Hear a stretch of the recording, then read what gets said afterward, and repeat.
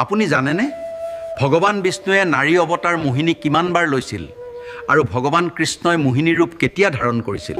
সৰ্বপ্ৰথমে মোহিনী অৱতাৰৰ উল্লেখ আমি পাওঁ সাগৰ মন্থনৰ সময়ত, যেতিয়া দেৱতা আৰু অসুৰসকলৰ মাজত অমৃত লাভ কৰাৰ বাবে তীব্ৰ সংঘাত আৰম্ভ হৈছিল। তেতিয়া ভগৱান বিষ্ণুৱে মোহিনীৰ ৰূপ ধাৰণ কৰি অসুৰসকলক মোহিত কৰি অমৃত দেৱতাসকলৰ মাজত বিতৰণ কৰিছিল।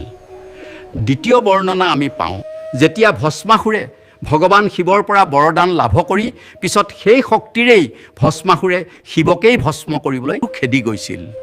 তেতিয়া ভগৱান শিৱই সহায়ৰ বাবে ভগৱান বিষ্ণুক স্মৰণ কৰিছিল।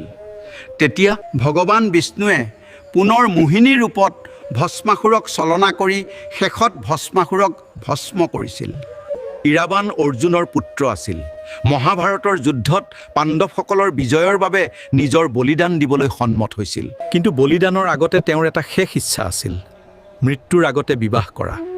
যিহেতু পিছদিনাই তেওঁৰ মৃত্যু সুনিশ্চিত আছিল, কোনো নাৰীয়ে তেওঁক বিয়া কৰিবলৈ সন্মত নহ'ল। তেতিয়া ভগৱান কৃষ্ণই কৰুণা আৰু ধৰ্ম ৰক্ষাৰ বাবে মোহিনী ধাৰণ কৰি ইৰাবানক বিবাহ কৰিছিল। ইৰাবানৰ মৃত্যুৰ পিছত ভগৱান কৃষ্ণই বিধৱাৰ দৰে শোকো পালন কৰিছিল।